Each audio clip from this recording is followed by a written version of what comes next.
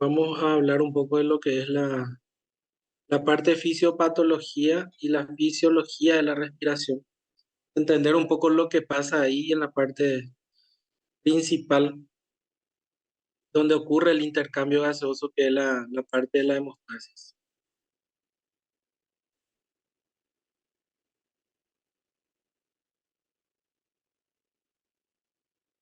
Voy a dejar aquí uno, ahí. Bueno, hoy vamos a hablar un poco de lo que es fisiología respiratoria. Vamos a tener primeramente un pequeño recordatorio de la anatomía respiratoria, ¿verdad? Conocer un poco los límites. Lo podemos dividir en vías aéreas respiratorias y los pulmones donde ocurre el intercambio. O sea, nosotros podemos dividir al aparato respiratorio en dos porciones, ¿verdad? Las vías aéreas y donde ocurre el intercambio, que son los pulmones. Las vías respiratorias se pueden dividir tanto en vías altas y bajas. Este límite, todo lo que está por encima de la glotis serían las vías respiratorias altas y lo que están por debajo serían las bajas. Por ejemplo, aquí podemos citar las vías respiratorias altas o superiores, donde corresponde a las fosas nasales, que es la fosa de la nariz, la orofaringe y la laringofaringe hasta la epiglotis, ¿verdad? Hasta la glotis. Por debajo, la primera vía respiratoria que se encuentra debajo de la glotis, vamos a tener a la tráquea, como ven aquí, la parte, la laringofaringe, perdón, la laringofaringe y luego la tráquea, ya son parte de las vías respiratorias inferiores. Y todo lo que está por encima de la glotis sería las vías respiratorias altas. Tenemos que recordar también que estas vías aéreas, una de ellas va a ser la más importante de todas. Y aquí podemos notar que la vía aérea principal es la tráquea, porque si nosotros tenemos una obstrucción, un tumor o algo aquí en las vías respiratorias superiores, tenemos que lograr garantizar que el aire llegue hasta la tráquea. Por eso que una traqueostomía en esos casos puede ser una alternativa cuando existen tumores aquí por encima. Y la tráquea es la vía aérea principal, porque por ejemplo, si hay un tumor aquí en la carina o algún proceso que obstruye la vía aérea principal, que es la carina traqueal, aquí se encuentra la carina traqueal, no va a llegar aire a los pulmones. Por lo tanto, la vía aérea principal es la que marca el trayecto por donde necesariamente debe pasar el aire al inspirar. Y la tráquea cumple esa función primordial. La principal vía o el principal elemento es la tráquea. Se divide en bronquios fuente derecho o en bronquios fuente izquierdo, que a su vez se vuelven a subdividir en bronquiolos lobares. Acuérdense que el pulmón derecho tiene tres lóbulos, lóbulo superior, medio e inferior, y el pulmón izquierdo tiene solamente dos lóbulos, lóbulo superior e inferior. No tiene lóbulo medio. Y así sucesivamente estos bronquios lobares se vuelven a subdividir en bronquiolos y los bronquiolos en conductos alveolares. Los conductos alveolares son los últimos vestigios de las vías respiratorias. Después tenemos a los sacos ya alveolares y por último a los alveolos. Finalmente, el intercambio gaseoso va a ocurrir en la pared de los alveolos, que va a ser el límite por donde van a tener que difundir los gases. Aquí tenemos, por ejemplo, a esta imagen, mostrando un poco lo que es la tráquea, los bronquios, fuente derecho, bronquio fuente izquierdo. Aquí vemos al bronquio lobar superior derecho, lobar medio, lobar inferior derecho. Y el lado izquierdo tiene el lóbulo superior y el inferior, como ven, dividiéndose alternativamente. Luego tenemos los conductos alveolares y luego los sacos alveolares. Estos son los sacos alveolares donde se encuentra un montón de alveolos y luego cada alveolo en sí representa una unidad funcional del pulmón donde va a ocurrir el intercambio gaseoso. En cada pulmón existen alrededor de 20 millones de alveolos dispuestos como racimo de uvas, como pueden ver aquí, uno al lado del otro, generando la superficie pulmonar útil que le llamamos superficie de intercambio. Las vías respiratorias inferiores son la laringe, como dijimos, la laringe inferior, que es la laringofaringe. También a partir de la glotis, la tráquea, los bronquios y los bronquiolos se van subdividiendo en las vías aéreas inferiores. Los pulmones son dos, de forma piramidal, uno al lado izquierdo, uno al lado derecho. Tienen un vértice superior, una base inferior, tienen la forma de una pirámide cuadrangular truncada. Van a ver que tiene cuatro caras, ¿verdad? Una base, eh, un vértice. Este es de acuerdo a lo que dice la ataxia, ¿verdad? Nosotros sabemos que la cara pulmonar está la cara costal y la cara mediastínica solamente, según otros libros de anatomía, que sí son los que realmente la utilizamos, ¿verdad? La taller tiene algunas variables. De igual manera, la base y el vértice no son caras, ¿verdad? Son base, la base es base y el vértice es la parte apical, la parte superior, no se los puede representar como caras. Y la cara costal que tiene la impresión de las costillas y la cara mediastínica que tiene el hilo pulmonar entrando y saliendo ahí las estructuras a través de esa cara. Vamos a hablar un poco del pulmón izquierdo para recordar la parte anatómica, pesa 760 gramos. Cuenta con dos lóbulos, el superior y el inferior. Tiene una escotadura y una impresión cardíaca que morfológicamente le borra al lóbulo medio. Por eso que esa zona donde hubiera estado el lóbulo medio, ahí hay un vestigio del lóbulo medio que se llama língula, que hoy en día forma parte del lóbulo inferior del pulmón izquierdo.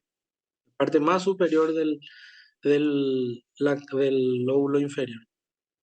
Posee 10 segmentos broncopulmonares. Estos segmentos son zonas donde se distribuyen los bronquios y dan los bronquiolos principalmente y dan las zonas donde ocurre la llegada de la sangre. Son zonas de segmentaciones donde cada segmentación representa una unidad a ser evaluada independiente de la otra, de acuerdo a que nosotros, si tenemos un tumor en tal o cual segmento, podemos extirpar segmentariamente al pulmón, buscando la mayor resección posible del tumor o incluso preservando los segmentos sanos. Aquí hay 10 segmentos. El apical es el apical superior, es la parte más superior del pulmón izquierdo, se le llama segmento apical. El apical también tiene otros dos segmentos más, que sería anterior y posterior, apical posterior, apical anterior. Por eso decimos que el lóbulo superior, voy a ver si tengo aquí la imagen, esta parte, la parte superior, tiene tres segmentos, ¿verdad? El apical, que es la parte más superior, la parte anterior apical y la parte posterior apical. Sería lo que corresponde al lóbulo superior. El lóbulo inferior del pulmón izquierdo tiene ya otros segmentos, ¿verdad? La lingular superior, la lingular inferior, que sería el vestigio del lóbulo medio, que en este caso ya forma parte del pulmón izquierdo, ¿verdad? Sería la zona donde antes hubiera existido. Aquí podemos ver un poquito la imagen aquí. Que sería la zona lingular superior, lingular inferior, es la parte, yo dije hace rato del segmento inferior, del segmento superior, perdón, el lóbulo superior, perdón. Es la parte más inferior del lóbulo superior, aquí, la lingular, antes de la cisura eh, pulmonar izquierda, ¿verdad? Aquí tenemos la cisura y aquí tenemos la zona lingular superior, lingular inferior. Aquí vemos la apical anterior, vemos también la apical posterior y no la vemos a la apical superior que tendría que estar aquí arriba. Se ve mucho mejor en la parte posterior. Como ven, existen 5 segmentos en el lóbulo superior izquierdo, 3 apicales, 2 lingulares. Entonces, cuando nosotros describimos estos segmentos, nosotros vamos a ver dónde se encuentra tal o cual lesión, ¿verdad? Si yo les digo, bueno, hay un tumor en el segmento apical superior, sabemos que es en esta zona aproximadamente. El lóbulo inferior del pulmón izquierdo, aquí vemos los demás segmentos. El lóbulo inferior del pulmón izquierdo también posee 5 segmentos, que son el basal superior, que le llamamos basal apical o basal superior, pero sería basal porque es el lóbulo inferior. El basal lateral, el basal medial, el basal anterior y el basal posterior. Esto es muy fácil, ahora sería anterior, posterior, lateral y medial basal. Y después tenemos el superior basal. Son 5 segmentos que se encuentran en el lóbulo inferior del pulmón izquierdo. En total son 10 segmentos broncopulmonares distribuidos de tal manera. El pulmón derecho es más grande que el izquierdo, menos, pesa 800 gramos, prácticamente 40 gramos más. Es más ancho y más corto que el lado izquierdo, ¿verdad? Tiene 20% más de capacidad que el izquierdo y posee 2 fisuras que lo dividen en 3 lóbulos. Lóbulo superior, medio e inferior. Posee los mismos segmentos que el pulmón anterior. El izquierdo, vamos a ver aquí, otra vez el apical superior, apical posterior, apical anterior. Solamente que en vez de la língula, como tiene el lóbulo medio, vamos a tener aquí 2 segmentos, el lateral y medial. Voy a mostrarles, este sería el segmento medial del lóbulo medio y este sería el segmento lateral del lóbulo medio. Como ven, el lóbulo medio, aquí sí se ve mejor los 3 segmentos del lóbulo superior, apical superior, anterior, posterior, el medial y el lateral del lóbulo medio del pulmón derecho. Y nuevamente, el lóbulo inferior también tiene 5 segmentos parecidos al del anterior, que sería el basal superior, laterobasal, medio basal, anterobasal y posterobasal. En algunos libros van a encontrar también que hay veces que una segmentación se junta. Por ejemplo, el medio, el anteromedial basal se suele juntar. En algunos libros hablan de que sería una sola segmentación. Por eso que corresponde a 8 segmentos. En algunos libros van a encontrar. Pero de igual manera, saber que existen estas segmentaciones nos da a entender un poco de la importancia de cada una de ellas, ¿verdad? Como pueden ver ahí. Lo único que cambia aquí con el izquierdo es que es lingular superior e inferior y el del lado derecho sería el medial y el lateral del lóbulo medio. El recuerdo fisiológico del pulmón, ya sabemos los recuerdos anatómicos. Ahora entender un poco lo que es la respiración. Durante la inspiración, nosotros habíamos hablado en la clase anterior que aumenta el volumen de la cavidad torácica. Cuando nosotros recordamos a la ley de Boyle-Mariotte, la ley de Boyle-Mariotte habla de que cuando aumenta la cavidad o aumenta el volumen en un gas, la presión disminuye, ¿verdad? La presión y el volumen están en relación inversa. En el cuerpo humano, como la temperatura es constante, 37 grados Celsius, entonces nosotros tenemos la capacidad de poder expandir el tórax, aumentando el volumen pulmonar y disminuyendo la presión dentro de ella. Eso es lo que decimos que se cumple la ley de Boyle-Mariotte en cada proceso de inspiración. El diafragma es el encargado principalmente de que a medida que se contrae y desciende, aumenta verticalmente el diámetro del tórax y los músculos intercostales son los que van a elevar a las costillas, aumentando así la superficie transversal del tórax, produciendo una caída de presión. Como el tórax aumenta verticalmente por el diafragma y horizontalmente por los músculos intercostales, la presión dentro de la cavidad torácica disminuye y creando de esa manera un mayor gradiente entre el aire atmosférico, la presión atmosférica que es de una presión atmosférica, un atm a nivel del mar, y cayendo dentro del tórax una presión menor, el aire ingresa con facilidad, creando el ambiente necesario para que el aire del ambiente llegue al alveolo y al espacio pleural. Aquí vemos, por ejemplo, una inspiración, ¿verdad? El diafragma desciende. Aquí podemos ver cómo el diafragma desciende hacia abajo con una contracción importante y eso aumenta verticalmente el diámetro del tórax. Esta caída del diafragma, la contracción diafragma es lo que genera la caída de la presión dentro del tórax. Cuando el diafragma se relaja, el tórax nuevamente disminuye de volumen, la presión aumenta, entonces el aire en vez de entrar sale, eso se llama expiración, que es el momento, el único momento en que el aparato respiratorio vence a la presión atmosférica para poder expulsar el aire. El aire inspirado circula por los bronquios, termina a gran velocidad, disminuyendo posteriormente su velocidad a medida que la ramificación de las vías respiratorias se vuelve más importante y aumento del área de la transversal del pulmón. Cuanto más es ramificado, más lentitud va a tener el aire inspirado.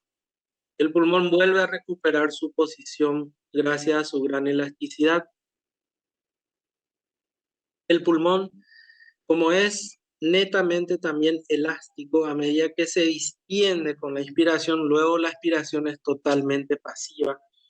Prácticamente el inicio de la expiración se debe a la gran elasticidad que adquiere el pulmón. Entonces la expiración es un proceso totalmente elástico que ocurre por el estiramiento previo del pulmón en la inspiración y luego esa presión vuelve a caer, vuelve a disminuir, perdón, vuelve a aumentar, perdón, en este caso, disminuir el volumen, cuando la elasticidad pulmonar nuevamente hace que el pulmón expire y se achique su volumen y ese proceso se llama expiración. La expiración es totalmente pasiva.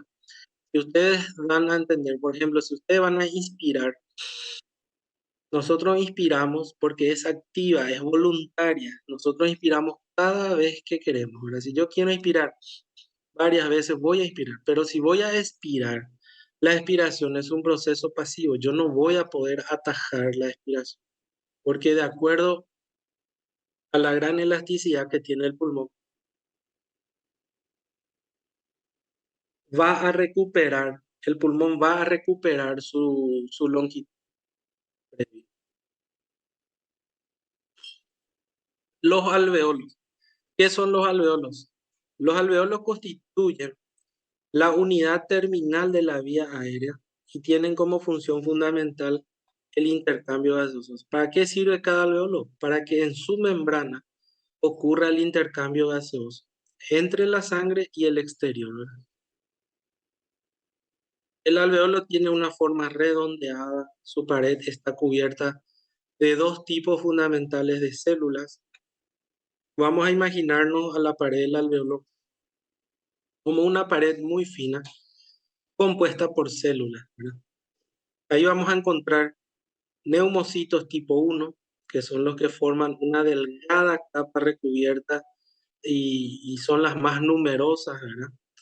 Y el neumocitos tipo 2, que le acompaña, que también están formando parte de la pared alveolar y tienen un citoplasma muy rico en organelas que se cree que son los que producen el surfactante. Enseguida vamos a hablar de lo que es el surfactante.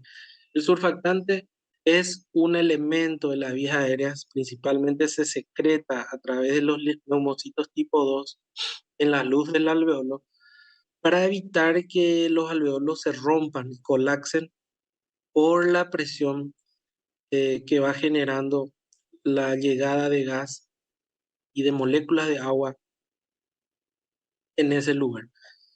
Eh, Como ustedes saben, la tensión superficial que alcanzan las moléculas de agua en la luz del alveolo pueden hacer que el alveolo, como está mojado por dentro, porque el aire es húmedo, el alveolo se quede pegado con su pared.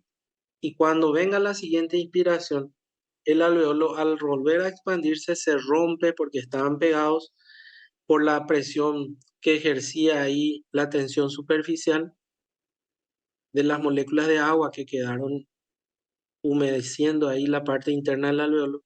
Pero si hay surfactante, el surfactante rompe la tensión superficial y evita que los alveolos se rompan en cada proceso respiratorio. Por eso que hoy en día el surfactante es el elemento más importante para evitar la rotura alveolar. Del séptimo mes del embarazo, que es el momento donde el feto, ¿verdad? Comienza a producir surfactante y hoy en día se le administra a las madres embarazadas al partir del sexto mes del embarazo, se le aplican un depósito de corticoides. Los corticoides estimulan a la producción de surfactante de tal manera que si el niño tiene un riesgo de un nacimiento prematuro, o también de un adelantamiento del parto, de la fecha de parto, pueda estar preparado para sobrevivir, porque la supervivencia depende de la cantidad de surfactante que ya esté produciendo ese feto. Que si nace sin surfactante, es muy probable que después de unos días de respirar se produzcan las roturas alveolares que van a llevarlo a la muerte. Esto es una imagen que muestra aquí a ver si tengo. Estoy mostrando aquí nada más el saco alveolar, como pueden ver. Esto es como un racimo de uva, ¿eh?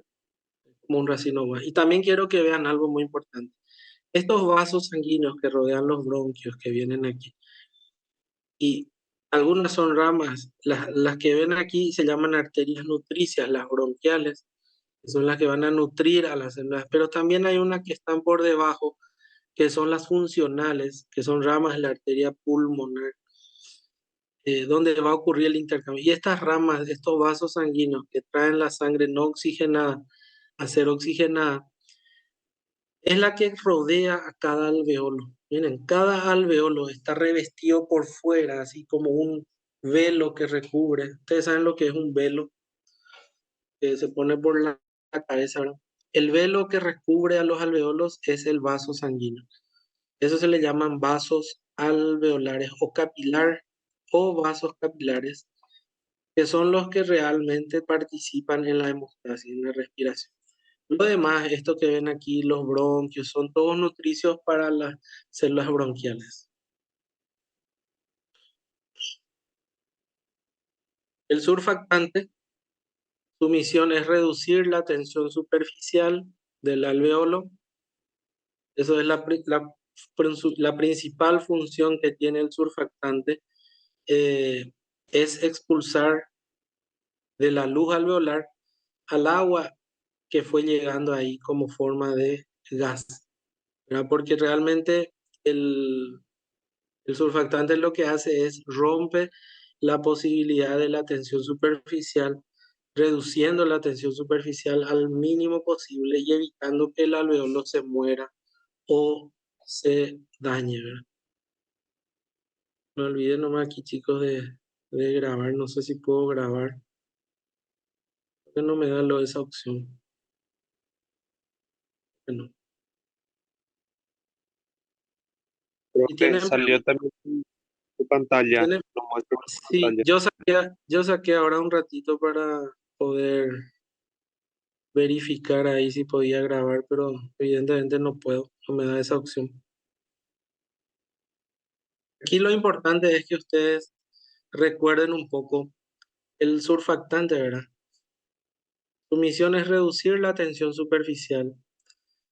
¿Ustedes alguna vez tomaron un agua o una gaseosa en una bolsita de hule?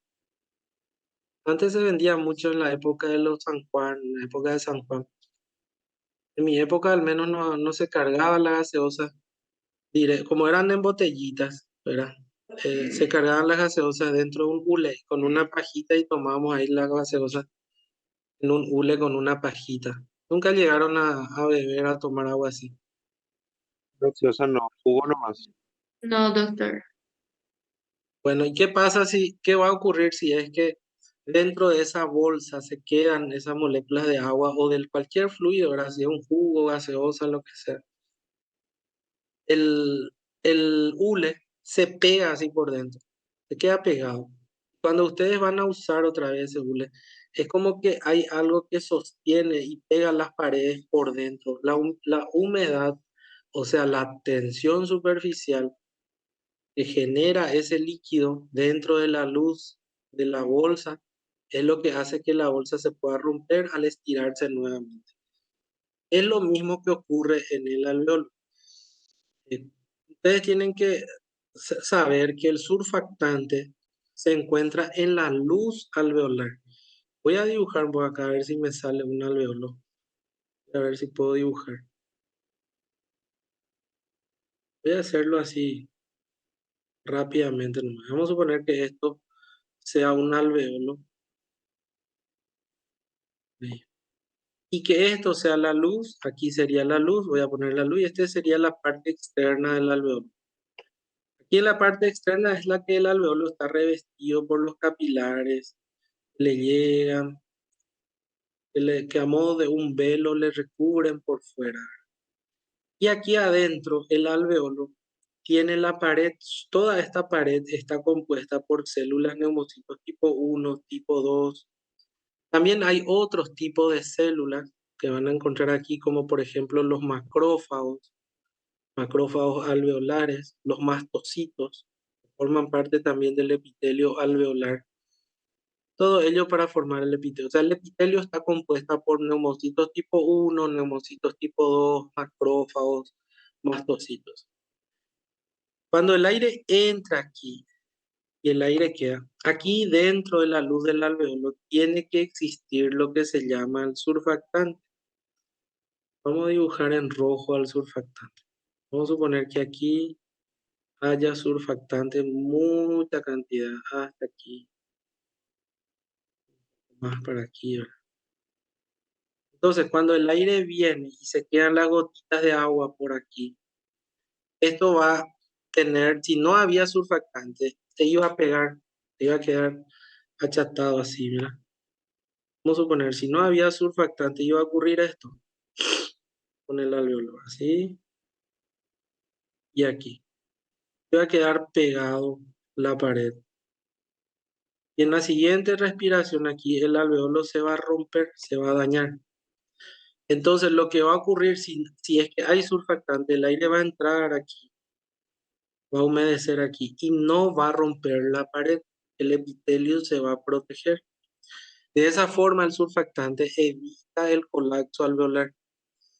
Ahora, ¿quién produce el surfactante? El surfactante produce los neumocitos tipo 2, que son parte del epitelio alveolar. Son consideradas también muchas veces células madres, células productoras de surfactantes, tienen una función importantísima y lo único que hace es proteger al alveolo. De esta manera evita la rotura alveolar. ¿Alguna pregunta, chicos? ¿Entendieron esa parte del alveolo, del surfactante? ¿Cómo actúa? Surfactante es un aislante de la tensión superficial. Evita que ocurra el acercamiento, pues la tensión superficial es una fuerza de atracción intermolecular muy fuerte entre las moléculas de un fluido. Si las moléculas del fluido están pegados al hule o al alveolo en este caso, se van a pegar y en la siguiente inspiración para separarlos va a romper a la estructura. Entonces de esa manera, al haber surfactante ahí se evita el colapso.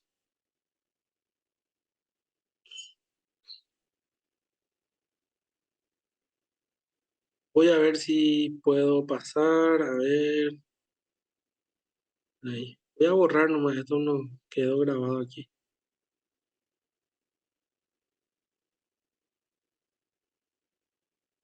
Voy a borrar.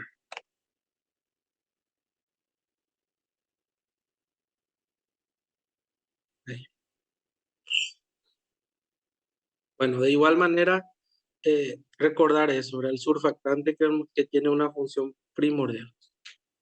Ahora vamos a hablar de la circulación pulmonar. La circulación pulmonar es un tipo de circulación funcional, porque acuérdense que el pulmón también tiene la circulación bronquial, los vasos bronquiales, que son ramas directas de la arteria aorta torácica o de la mamaria interna, ¿verdad? Vamos a ver eso después, que hacen que eh, ocurra dos tipos de circulación, ¿verdad? La circulación pulmonar, que es la funcional, y la bronquial, que es la nutricia que le llamamos, para nutrir a las células. La arteria pulmonar es la encargada de llegar a los espacios capilares alveolares. O sea, las ramas de la arteria pulmonar son las que van a recubrir como un velo a cada epitelio alveolar, cada alveolo. Y es donde va a ocurrir el proceso que se llama hematosis, que es la oxigenación después, posteriormente de la sangre. El endotelio del capilar responde de manera inversa a la circulación sistémica. Por ejemplo, eh, con el CO2 se vasoconstriñe y con la circulación sistémica se dilata. Como ven, la función de la arteria pulmonar es inversa a la de las arterias sistémicas.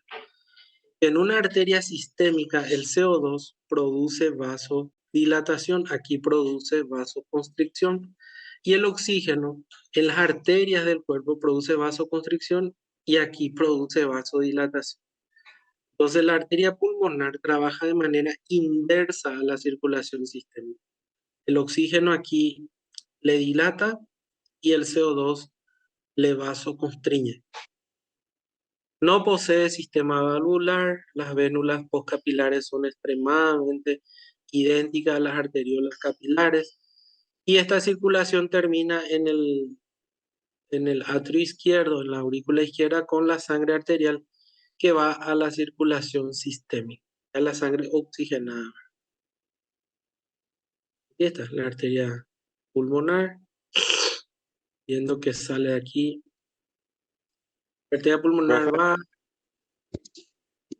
vos estás mostrando ahora una imagen porque se quedó en un otro, ¿cómo se dice? No estamos, ahora sí, ahora se ve. ahora están viendo la imagen, ¿verdad? Sí, ahora sí, profe. Ahí se quedaron ustedes en esta, ¿verdad?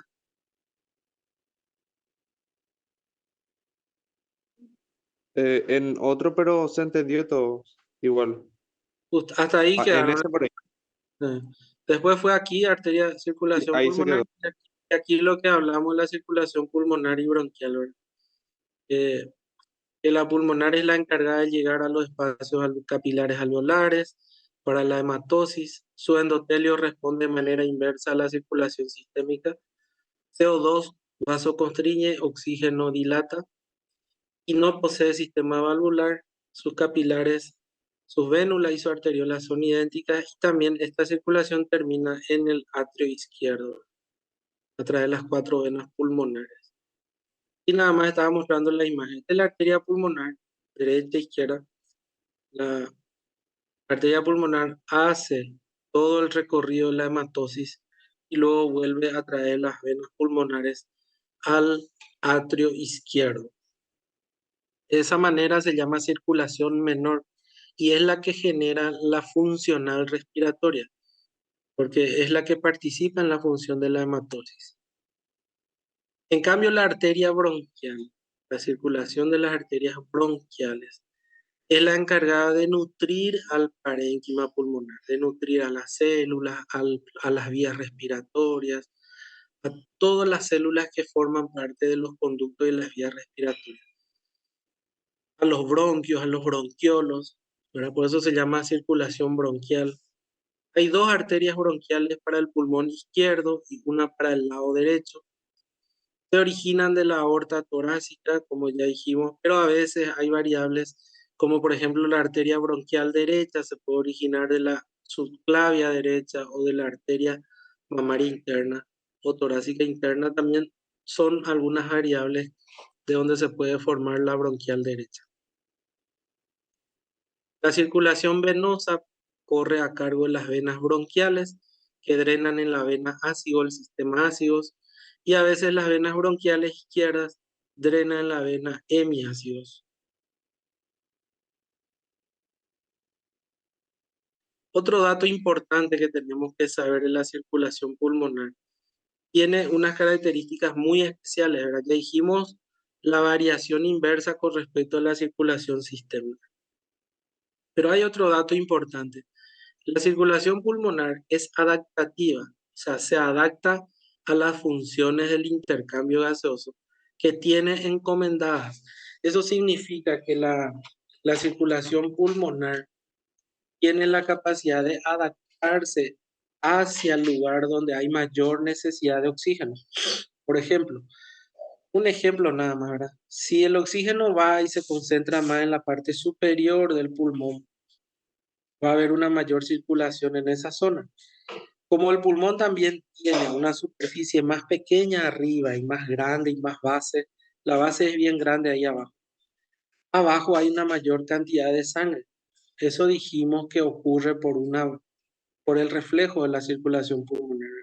Como el CO2 vasoconstriñe y el oxígeno vasodilata, eso hace que si el oxígeno va más hacia abajo, va a haber una mayor llegada de sangre hacia abajo también, de acuerdo a a la adaptabilidad que tenga. Se puede resumir que hay un sistema de perfusión, como es un sistema de baja perfusión, la presión pulmonar es de bajo valor con respecto a la presión sistémica. Y eso hace que la presión pulmonar sea afectada muy fácilmente por la gravedad. O sea, si nosotros estamos parados, hay mayor posibilidad de que la sangre vaya hacia la base. Si nosotros estamos acostados, hay más posibilidad que la sangre vaya hacia la parte posterior del pulmón. Por eso que la parte posterior del pulmón es así bien rombo, grande, y la parte anterior es más fina, ¿verdad? Más pequeña. ¿Por qué? Porque hay una posibilidad de que si estamos acostados no nos falte el aire de ahí tan fácilmente. En cambio, boca abajo, cuando una persona duerme, o sea, la boca abajo, evidentemente va a desarrollar, va a hacer descansar un poco más la parte posterior del pulmón, pero suele dar un poco más de dificultades para respirar. Y tenemos otra imagen, no sé si están viendo, la arteria pulmonar dando sus consecuentes ramas y después desembocando a través de las cuatro venas pulmonares a la aurícula izquierda. No se olviden que la arteria pulmonar viene del ventrículo derecho, nace del ventrículo derecho.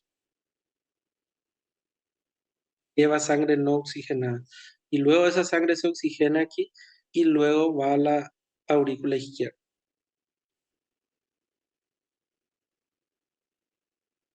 ¿Qué es lo que hace que este sistema de la arteria pulmonar sea de baja presión? Como es un sistema de baja presión, de poca perfusión, ello conlleva, como dice aquí, una distribución irregular de la zona de la perfusión sanguínea a lo largo del pulmón, al ser influenciada por la gravedad. Esto es lo que dijimos recién, ¿verdad?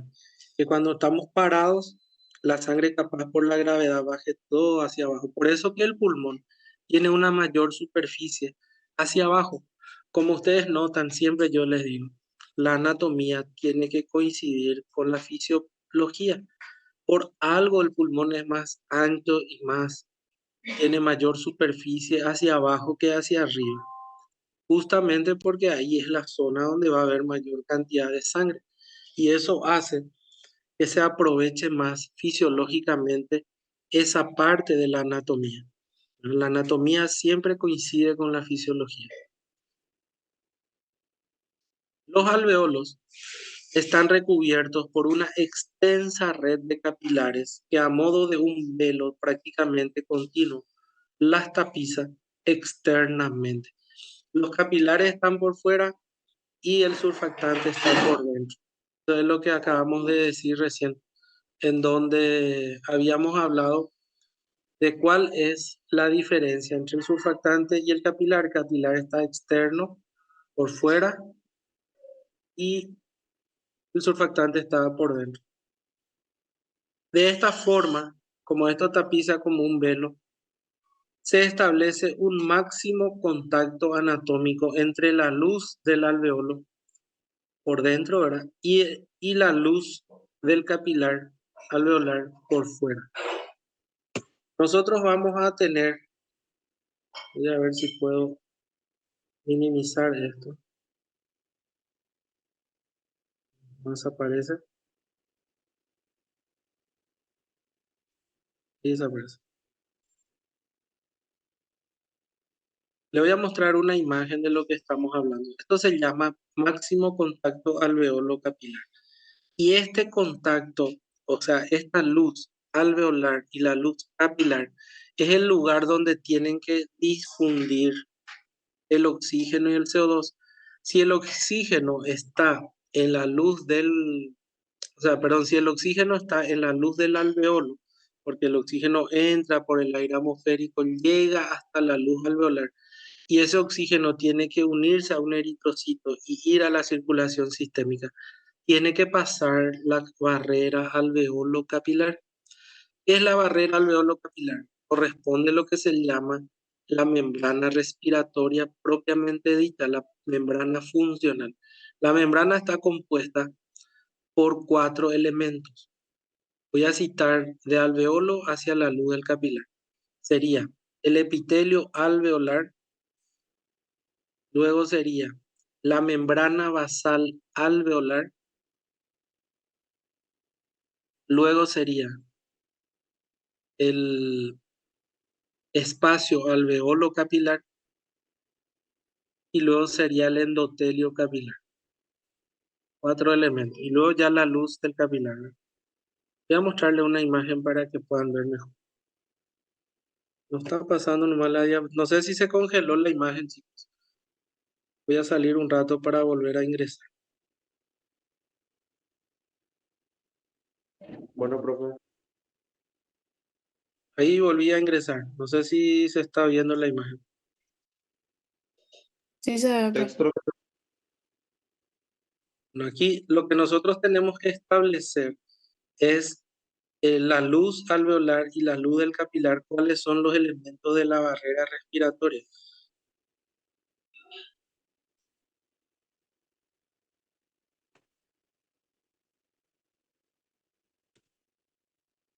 Aquí está. Ahí está. Esa es la imagen. No sé si esta imagen es del libro de Gait de fisiología respiratoria. Una excelente imagen. Aquí vemos la luz del capilar. Esto se llama luz del capilar. Y están los eritrocitos que son los glóbulos rojos que van viajando en forma de fila india en estos capilares porque son muy estrechos. Entonces los eritrocitos se adaptan a esa estrechez formando lo que se llama en fila india o fenómeno Faraón-Linsky, se llama también. La alineación de los eritrocitos. De aquí vemos al epitelio alveolar, aquí vemos a la luz alveolar y la luz capilar. El oxígeno y el CO2 tienen que atravesar y llegar de la luz alveolar a la luz capilar. O en caso del CO2, como en este caso el CO2 hace un recorrido distinto al oxígeno, el CO2 va de la luz capilar a la luz alveolar para luego ser expulsado en la expiración. Ahora, ¿cómo está compuesta esta barrera? La barrera alveolo capilar. Aquí también vemos a los capilares envolviendo al alveolo con forma de un velo, donde tiene el máximo contacto posible, lo reviste por fuera.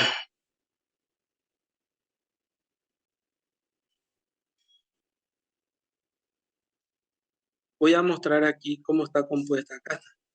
Esta barrera está compuesta, voy a ver si tengo aquí.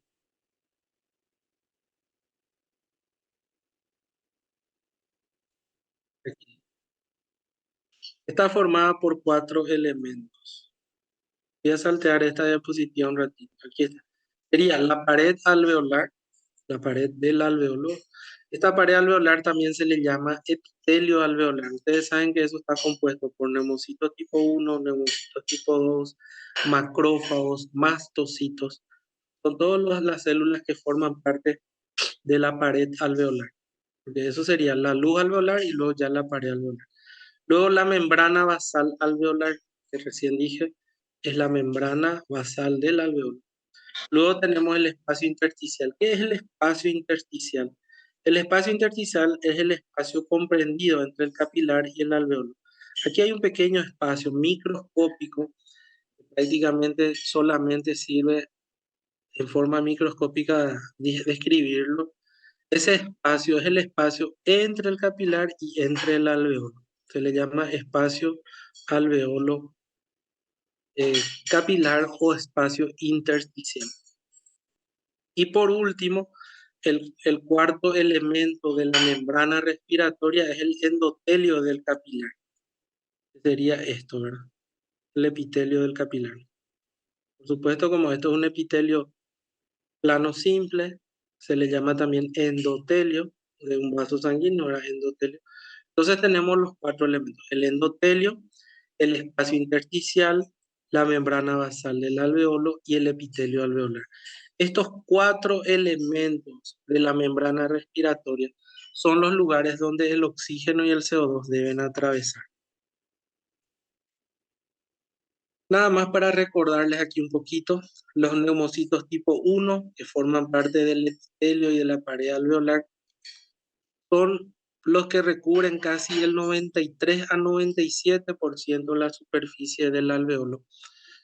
Son los más numerosos. Pero miren lo que ocurre aquí. El neumocitos tipo 2 solamente recubre alrededor de un 7%, a veces menos, y sintetizan factor surfactante, producen fibronectina, producen moléculas del complemento, expresan moléculas de histocompatibilidad tipo 2 para la inmunidad y son células de reserva capaces de replicarse rápidamente cuando sea necesario y volver a diferenciarse también hacia neumocitos tipo 1 cuando lo amerita. Eso significa que el neumocitos tipo 2 es el menos numeroso, pero el más importante de todos, porque es una célula madre que no solamente produce otros tipos de neumocitos, ¿verdad? Tipo 1, sino que también es capaz de producir el surfactante y es capaz de producir moléculas de la inmunidad que expresan un tipo de defensa, un tipo de inmunidad natural de los alveolos.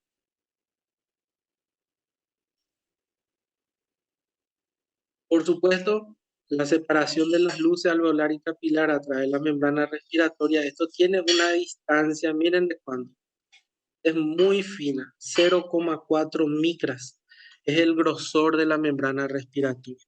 ¿En qué momento esta distancia puede aumentar? Puede aumentar en el caso que haya un edema pulmonar, por ejemplo, una inflamación del, de la membrana respiratoria, o puede ocurrir de repente en una neumonía que por el proceso inflamatorio las membranas respiratorias de ese lugar se engruesen y hagan que los gases pasen con mayor dificultad por donde tienen que pasar, ¿verdad? Que es la membrana respiratoria, como está más gruesa, y ustedes saben que por la ley de la difusión, si la membrana o el espesor de la pared aumenta, la difusión es más difícil. Por ese motivo es que muchos pacientes tienen problemas respiratorios cuando tienen estas patologías.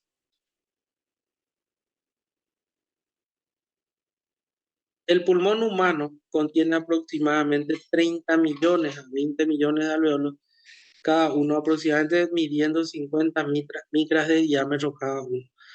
Ahora, si nosotros colocamos cada uno de estos alveolos, uno al lado del otro, así en un plano transversal, esto va a agarrar una superficie aproximadamente de 2 canchas de fútbol americano. Nosotros colocamos a los alveolos, en vez de forma de uno encima del otro, colocamos todo en el piso, en la parte plana, y lo vamos colocando uno al lado del otro. Vamos a tener una superficie alrededor de 2 canchas de fútbol americano.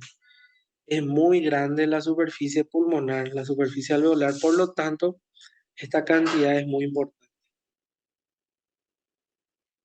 La función del aparato respiratorio es proporcionar el oxígeno a la sangre y eliminar el CO2 de la sangre venosa hacia el exterior. Es muy fácil saber el recorrido. Por ejemplo, si yo les digo, ¿cuál es el recorrido del oxígeno? El oxígeno recorre, ¿verdad? Desde la luz alveolar, pasa luego la pared alveolar, la membrana basal, el espacio intersticial y por último llega al endotelio capilar donde finalmente se va a unir al eritrocito, ¿verdad? Aquí. El oxígeno hace el recorrido de la luz alveolar a la luz capilar. Y el CO2 hace un recorrido diferente. El CO2 sale del eritrocito de la luz capilar, pasa al endotelio capilar, pasa al espacio intersticial, pasa a la membrana basal y por último pasa al epitelio alveolar y llega a la luz del alveolo donde finalmente va a ser expulsado hacia el exterior.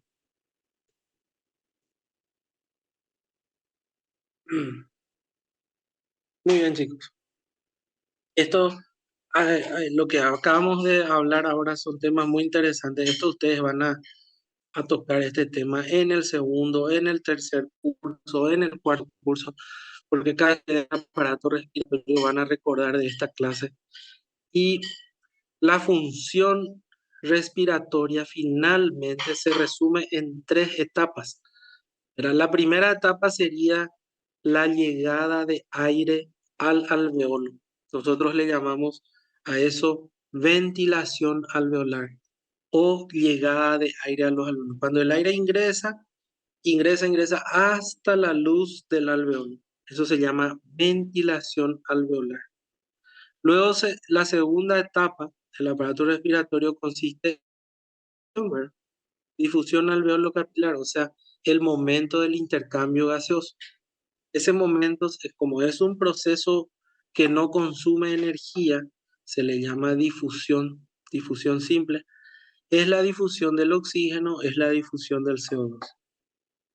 Y la tercera etapa es lo que llamamos perfusión capilar, o sea, la llegada de sangre al capilar, porque de nada me sirve a mí tener toda esta estructura. Y si no hay eritrocitos que lleguen aquí, si el paciente está con anemia o tiene una pérdida de sangre, el paciente tampoco va a poder respirar, no va a poder intercambiar con el eritrocito la luz capilar con la luz alveolar. Entonces el problema va a estar en la perfusión capilar, ¿verdad? O sea, la llegada de sangre al capilar. O sea, todo el aparato respiratorio se resume en estos tres momentos, ¿verdad? Ventilación alveolar, difusión alveolo capilar y la perfusión capilar, que sería la llegada de sangre al capilar. ¿Alguna pregunta, chicos? Hasta aquí, si tienen, lo pueden hacer. Espero que estén bien concentrados, ¿eh? Pues sé que tienen un examen mañana. Les pido dar una clase el día de hoy en forma virtual. No voy a extenderme mucho también para que ustedes puedan estudiar. Y lo que hoy estoy enseñando es algo que les va a servir siempre en la parte del aparato respiratorio. Sí, profe, se está entendiendo todo. Gracias, igual, Está profe. claro todo, Esto se profe. entiende. Le voy a dar un ejemplo también así para que entienda un poquito. Vamos a suponer que el paciente tenga un tumor en la carina traqueal, un tumor de 4 centímetros ahí. No es grande, pero obstaculiza totalmente la vía aérea. Es un paciente grave que está en riesgo de muerte. Le digo una cosa, ¿cuál sería acá de las tres funciones que acabamos de citar el que va a estar comprometido? ¿La ventilación, la difusión o la perfusión? La ventilación. Y porque no le va a llegar el aire al alveolo y el paciente va a morir por una asfixia si no se recanaliza ese canal, porque ni una traqueostomía no le van a poder hacer. Pues ¿cómo le van a hacer una traqueostomía si el tumor está en la carina? O sea, es una zona muy grave. Por eso que un tumor en la carina traqueal es una situación de urgencia porque no te da tiempo ni para hacer una traqueostomía. Lo único que nos queda es hacer radioterapia, hacer quimioterapia lo rápidamente posible y esperar a que responda y que el tumor disminuya cosa que a veces es muy difícil porque son pacientes graves. Ahora, ¿qué pasa en el caso de una neumonía?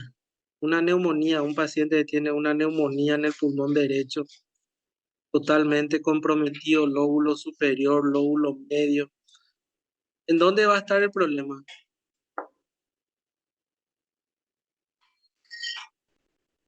En la difusión, En la difusión, porque va a haber un edema de la membrana alveolo-capilar, va a estar inflamado. Como dice la ley de Adolf Fick, si aumenta el espesor de la membrana, dificulta la difusión. Y eso va a hacer que estos pacientes necesiten de una terapia de antibióticos, necesiten de antiinflamatorios, necesiten de un soporte de oxígeno para poder respirar y darle la garantía y la tranquilidad para que pueda respirar. Y esperar que los antibióticos y los antiinflamatorios hagan efecto, ¿verdad? De lo contrario, a medida que aumenta la superficie pulmonar afectada, más riesgo de muerte va a tener esa persona. Una neumonía puede ser letal por esa causa. Hay veces que una neumonía es tan extensa que no te da tiempo de tratar. Y otro caso, el tercer caso que le cito es, por ejemplo, una persona que tuvo un accidente de tránsito, tuvo un sangrado, gran cantidad de sangrado, quedó anémico, anemia severa. ¿Dónde va a estar el problema? En la perfusión capilar. Entonces va a tener su ventilación normal, va a tener su difusión normal, pero no va a tener capilar o llegada de sangre al capilar. Entonces eso va a generar que el oxígeno, el CO2 vengan, se quieran intercambiar y vaya eritrocito que lo transporte. Entonces va a tener problemas el paciente, va a tener un problema. Entonces va a llegar a tener dificultad respiratoria y va a tener riesgo de muerte. Entonces, siempre que haya un problema respiratorio, ustedes tienen que ver cuál de estas tres funciones va a estar afectada. Y ahí ustedes van a poder entender y tratar a ese paciente como corresponde. Es muy importante recordar esta clase siempre porque van a recordarlo en todas las patologías. Quemo la arteriola, los glóbulos rojos nuevamente, recorriendo. Otro caso importante, el oxígeno se transporta en la sangre de dos formas, ¿verdad? Disuelto en el plasma, en el 1%, eso se llama oxígeno libre, el oxígeno que difunde libremente en el plasma, y hay un 99% de oxígeno que va combinado con el eritrocito. En la hemoglobina es la proteína del eritrocito que fija el oxígeno y el CO2. Entre el oxígeno y el CO2, como el oxígeno es más liviano, tiene una densidad mucho menor, el CO2 tiene una densidad mayor. Cuando compiten ambos en el lugar establecido para ver quién agarra el lugar, siempre el oxígeno tiene una ligera ventaja. Por eso que el oxígeno es transportado al al aparato, al resto del aparato sistémico con más facilidad. Y el oxígeno se fija en la hemoglobina. En cambio, el CO2 sale afuera y se dispara hacia el ambiente. El objetivo final del sistema de transporte de oxígeno es suministrar a la célula la cantidad necesaria de oxígeno para el funcionamiento y para la respiración celular. No toda la sangre que perfunde al pulmón va a tener intercambio alveolar. Hay un 10% de sangre que no realiza la función del intercambio. Esto se llama shunt derecha-izquierda, donde no hay intercambio. Es un porcentaje mínimo del 10% que prácticamente no llega a oxigenarse por varios motivos, ¿verdad? Pero esto es fisiológicamente normal, no afecta. Cuando ocurre esto no hay que darle mucha importancia, pero hay un porcentaje que queda. También hay una cierta porción del alveolo, ¿verdad? La porción funcional del pulmón o parénquima que corresponde a los alveolos, que no participa en el intercambio. O sea, el alveolo ofrece una superficie interna de 70 a 80 metros cuadrados. 90% de estos están cubiertos por capilares y el 10% no le llega bien los capilares.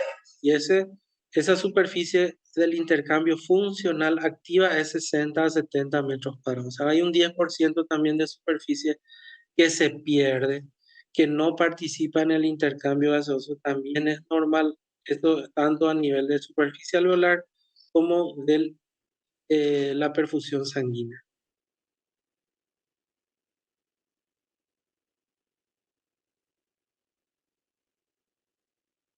Muy bien. Quedó congelado nuestra diapositiva. De igual manera, ya era creo que la última parte. Bueno, nosotros chicos ahora hemos terminado la parte respiratoria. Vamos a tocar un poquito aquí, a ver, por nuestro cronograma.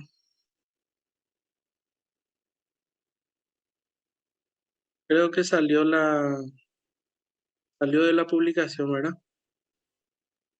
Sí, Sí, profe, profe. no se ve. Mm. Quiero mostrarle nomás para terminar nuestra clase del día de hoy. Eh, los problemas de las alturas y creo que ya dimos eso también, ¿verdad? Respiración en las alturas y en las profundidades. Creo que hemos hablado en la clase anterior un poquito de eso, si no me equivoco.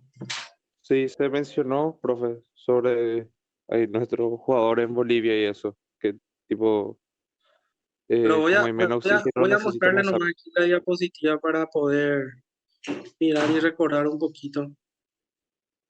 No vamos a tomar con mucho detalle, solamente para poder terminar así el tiempo y darle un tiempo más a ustedes para estudiar también. Es muy frecuente las lesiones pulmonares en las alturas y en las profundidades. Solo a partir del 1920 se ha reconocido la respuesta ventilatoria a la hipoxia y, y que hay quimiorreceptores periféricos situados en la carótida, aquí en la zona carótida, que se llaman cuerpos carotídeos, que son los que normalmente se le llaman quimiorreceptores. Y estos aumentan o disminuyen la ventilación pulmonar de acuerdo a la concentración del oxígeno que se le llama hipoxia. Si hay baja concentración, caso de hipoxia, ellos hacen que aumente la ventilación pulmonar. Aquí está. Se le llama también cuerpo carotídeo o globus carotídeo. Es un tejido altamente dependiente de oxígeno. Su metabolismo es oxidativo, produce ATP continuamente. Y la sangre que fluye a través del cuerpo carotídeo es lo que, a través de la arteria carótida, es lo que finalmente va a hacer que la presión del oxígeno que pasa por ahí determine la, las señales para ver el aparato respiratorio. Voy a pasar esto, nada más recordarles aquí las alturas diferentes. Esto también voy a pasar. En las grandes alturas, hay una variedad de cambios fisiológicos que ocurren en las alturas. Lo más notable es la disminución de la concentración de oxígeno. Vemos una montaña, por ejemplo, puede comenzar a partir de 3.000 metros de altura, ya puede haber cansancio, 4.000 metros ya puede haber dificultad para dormir, 5.000 metros de altura puede tener el paciente dolor de cabeza, aclimatación permanente, ya tiene que estar aclimatado 100%. Para llegar a 6.000 metros de altura, la persona tiene que tener mínimamente una aclimatación de 4 a 5 semanas. Va a haber pérdida de apetito, pérdida de peso. A los 7.000 metros de altura, la supervivencia a 3-4 días es lo máximo que se puede llegar. Después ya hay que descender porque la muerte es muy inminente. Y a 8.000 metros hay un 30% de oxígeno, cada vez menos con respecto, va bajando ya solamente un 30%. La supervivencia es 72 horas y hay que descender rápidamente. Por este es nada más lo que se maneja cuando una persona va a ir a las cordilleras eh, más altas del planeta. Ustedes saben que existen en China las montañas más altas, el monte Everest, que es mucho tiempo escalado, casi todo el año está siendo escalado. y el riesgo de muerte, ¿verdad? Por eso que hay que manejar muy bien estas dificultades a las alturas. También el nivel de oxígeno. Miren aquí, el nivel de oxígeno aquí en la superficie es al 100%. ¿Y cómo va descendiendo a medida que vamos aumentando en las alturas? La concentración o nivel del oxígeno va disminuyendo. También, si ustedes se fijan, la condensación del aire va disminuyendo cada vez menos. Por eso que es más fácil que aquí en las alturas haga frío, haya nieve, justamente por esa razón. Aquí también el efecto de la presión parcial del oxígeno en las alturas, a medida, esto nada más para comparar. Miren, a nivel del mar nosotros tenemos 760 milímetros de mercurio. Eso sería 21% del oxígeno, 21%, perdón, del aire atmosférico, que es el 159, que ven acá, esto corresponde al 21%. El 21% es a nivel del mar, pero a medida que nosotros vamos subiendo, eh, esta presión de oxígeno va disminuyendo en las alturas. Miren, 159, 148, 37, 27, 18. Llegamos, por ejemplo, a 4.000 metros de altura. En algunos países como Bolivia se llega a esa altura. Miren, tenemos nomás 137 presión parcial de oxígeno. Ya con una presión atmosférica disminuida, también disminuye la presión atmosférica y también disminuye la presión parcial del oxígeno. Esto es las dos cosas ocurre. Ocurre el descenso de la presión parcial y ocurre el descenso de la presión atmosférica. Y ambos son drásticos, ¿verdad? También la presión dentro del alveolo va disminuyendo y en la presión arterial también. La presión alveolar, de presión de oxígeno en las arterias. Cada vez menos. Todo esto disminuye. Bueno, esto ya hablamos, circulación pulmonar, ya habíamos hablado de esto. La eritropoyesis, esto también habíamos hablado en la clase anterior, donde los eritrocitos aumentan en número en respuesta a una hipoxia. Como el globo carotídeo envía la señal al riñón para que el riñón produzca eritropoyetina, la eritropoyetina es una hormona que produce el riñón. Cuando la eritropoyetina se secreta rápidamente, aumenta drásticamente la concentración, eh,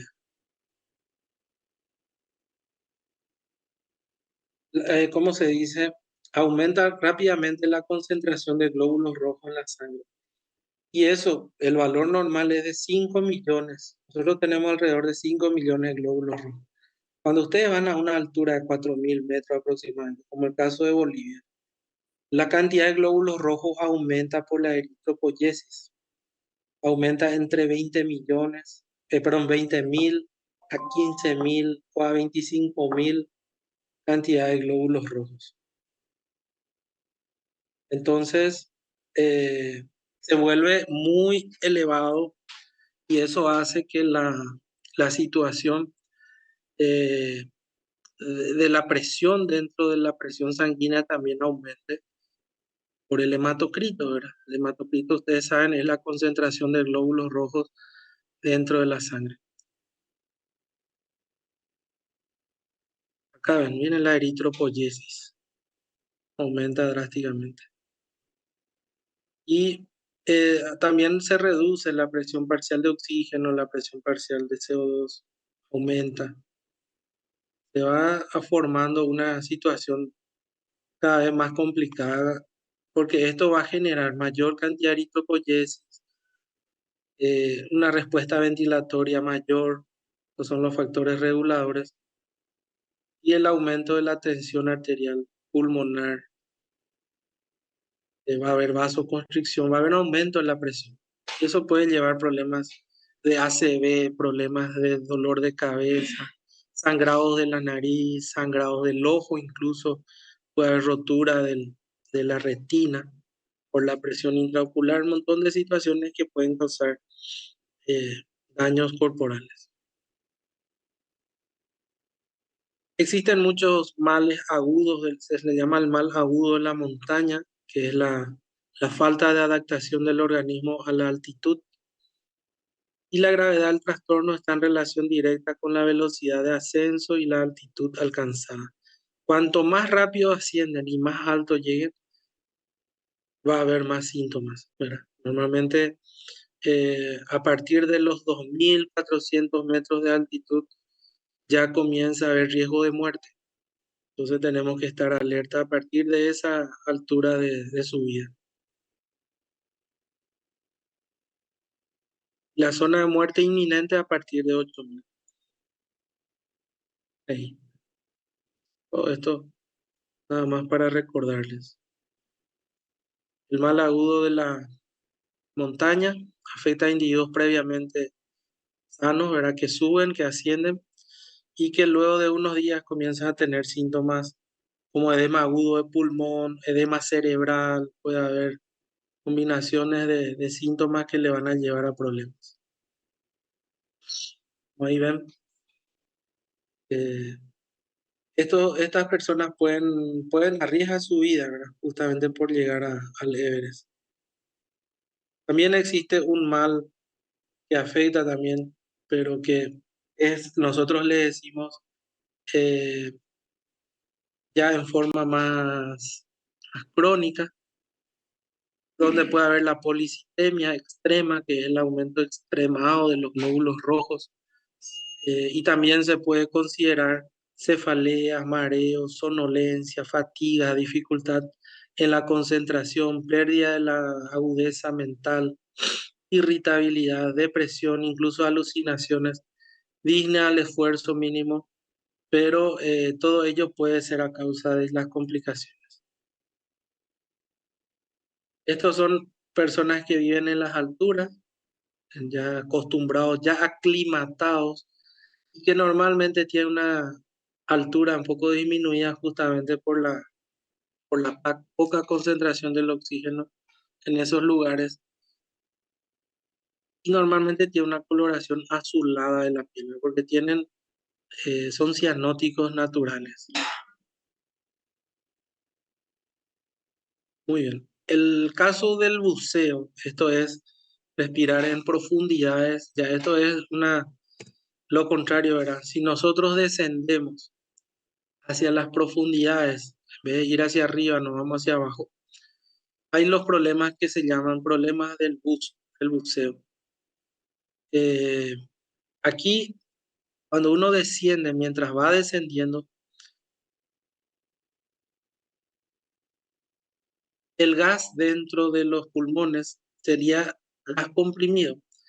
Este gas va manteniendo un volumen que es inversamente proporcional a la presión y se va regulando a medida que la presión, porque en las profundidades la presión atmosférica aumenta, entonces va a haber una mayor presión hacia el pulmón. El aire se tiene que comprimir, también achicar y mantener ahí, con el fin de evitar el colapso del pulmón y mantener una respiración adecuada en esas profundidades.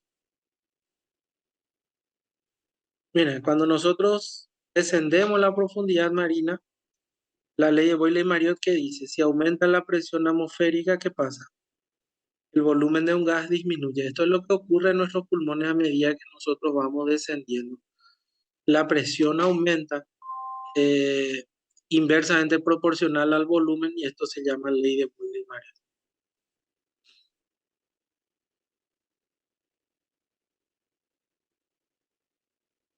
El mayor peligro de la rotura alveolar se produce dentro de los últimos 33 pies de profundidad, debido a que la relación volumen-gas se duplica y a medida que nosotros descendamos y subamos nuevamente hay riesgo de rotura pulmonar. Por eso que a medida que suben hay que subir lentamente, ir bajando la presión otra vez dentro de la boquilla eh, del balón de oxígeno. Y de esa manera esa presión otra vez se va reinstalando, evitando que el pulmón explote.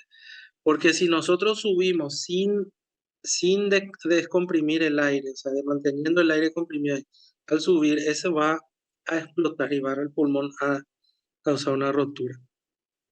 Eh, Por eso dice, el riesgo de rotura pulmonar podría ser alcanzado por el ascenso de una profundidad tan superficial como después de 4 pies, de 1,2 metros, e inspiración hacia una profundidad.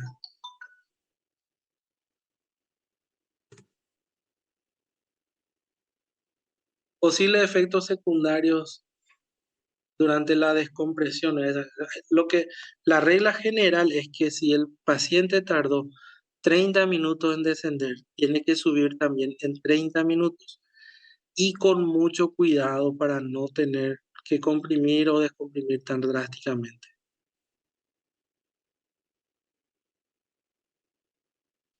También existe la enfermedad o malestar de descompresión. La enfermedad de descompresión que se caracteriza por un gran espectro de clínico de múltiples manifestaciones. Van a tener, por ejemplo, eh, por lo general, todo lo que nosotros le llamamos borrachera del buzo, ¿verdad? Es como si fuera que el buzo dentro está totalmente borracho, va a tener casi todos esos síntomas. Van a ver aquí, estos son los elementos de buceo, todos los materiales que se utilizan, el reloj, la perilla de gas, el balón de oxígeno o el balón de gas, ¿verdad? Que a veces es gas comprimido. Y lo más importante es también recordar que existen los dolores musculares en la profundidad. También podemos tener, eh, comúnmente lo que suele pasar también es eh, que después hay síntomas neurológicos, ¿verdad? Como dijimos, alterados. Alrededor del 50% describe síntomas a los 10 minutos de la superficie y el 90% son sintomáticos a menos de 3 horas, los usadores deportivos. Síntomas neurológicos, voy a ir citando después. Parestesia, por ejemplo, hormigueos, déficits sensoriales, pueden ocurrir con o sin debilidad asociada a la parálisis, dolor abdominal transitorio, disfunción de la vejiga, disfunción intestinal. eh, También puede haber afectación vestibular, así vértigo, mareo, es como la sensación que estás todavía dentro del agua.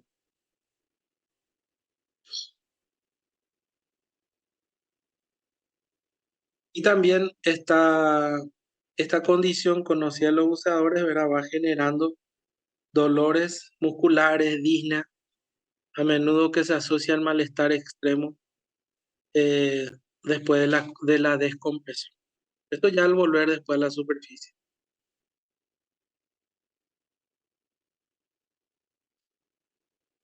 Muchas veces, de acuerdo a lo que podemos decir también, es que estos gases quedan en la superficie pulmonar después de salir de la superficie y esos gases van generando todas estas molestias. Y hay que recordar que eso va a tardar incluso 2 a 3 horas para poder salir todo el cuerpo. Quiero mostrarles algo más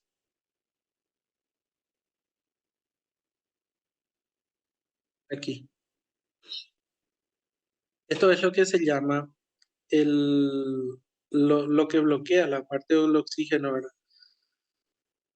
A medida que nosotros vemos los buceadores son personas que les encanta, hacen en forma deportiva, pero a medida que van haciendo esta labor, pueden tener problemas tanto en la audición, pueden tener problemas en las vías respiratorias, en el cerebro, puede producir estenosis, como ven, puede causar molestias de por vida o trastornos estructurales de por vida en las vías respiratorias y auditivas. Y esto se llama también oxígeno hiperbárico, que muchas veces hay personas que hacen también esta terapia. eh, Incluyen como el oxígeno como una terapia, suministro de oxígeno a las células. Hay varios métodos, incluso usos médicos que se van utilizando. Eh, Incluso hoy en día se saca, por ejemplo, la sangre a un paciente como una transfusión, se le quita la sangre, luego esa sangre se lleva a un preparado con oxígeno. le llaman ozonoterapia y se le vuelve a aplicar al paciente, ¿verdad? Es un placebo, es un placebo, es como si fuera que vos le agarrás y le das una, una latita de estimulante, ¿verdad? De energizante. Claro que la persona se va a sentir bien, claro que va a estar despierta, le va a hacer bien el procedimiento porque es un placebo, ¿verdad? Te hace sentir bien, pero no soluciona todos los problemas que a veces una persona hace ozonoterapia porque dice que tiene cáncer o porque tiene dolor articular, porque tiene artritis, porque esto, porque aquello. Y entonces no corresponde, ¿verdad? No es una opción. La gente hace por hacer. Y hay médicos y colegas que hacen también mucho aquí, incluso en Alto Paraná, pero no tiene una justificación científica. Eh, Así es, el efecto es momentáneo, ¿no?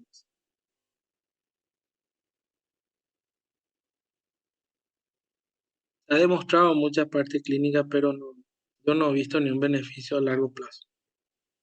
La toxicidad también por el oxígeno en los buceadores es muy frecuente durante la respiración del oxígeno. Esto se llama borrachera del oxígeno. Puede haber deficiencia visual, convulsiones, suelen ocurrir también intoxicaciones pulmonares por el oxígeno, pero lo que más se ve es la somnolencia. Aquí podemos ver inhalación de oxígeno al 100%. También suele ocurrir en los hospitales, porque a veces una persona está internada, no necesita oxígeno, le ponen el oxígeno en la nariz y el paciente cree que necesita, no necesita el oxígeno. Y muchas veces eso hace que el paciente tenga una intoxicación por oxígeno, se quede sonoliento, irritable, a veces con dolor de cabeza, justamente, o problemas visuales. Son algunas de las situaciones que pueden ocurrir.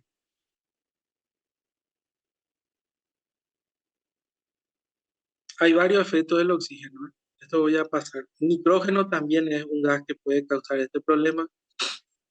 Euforia, pérdida de memoria, torpeza, comportamiento irracional. A veces el nitrógeno se usa como parte de la mezcla de gas para el buceo. Por eso le estoy nombrando aquí.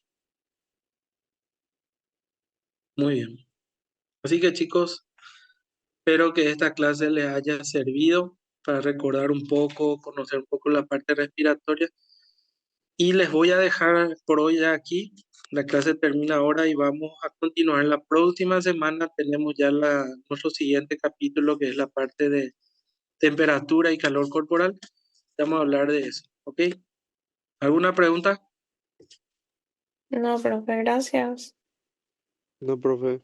Dale, Noelia, dale, Benjamín. Gracias. Vamos, muchísimas gracias a todos por estar presentes. Les libero para que puedan estudiar. Muchísimas gracias. Chao, chao. Dale, profe. Gracias a vos, Muchas profe. Gracias, gracias. profe. Chau, chau. Gracias, Chao. profe. Gracias a todos. Chao, chao.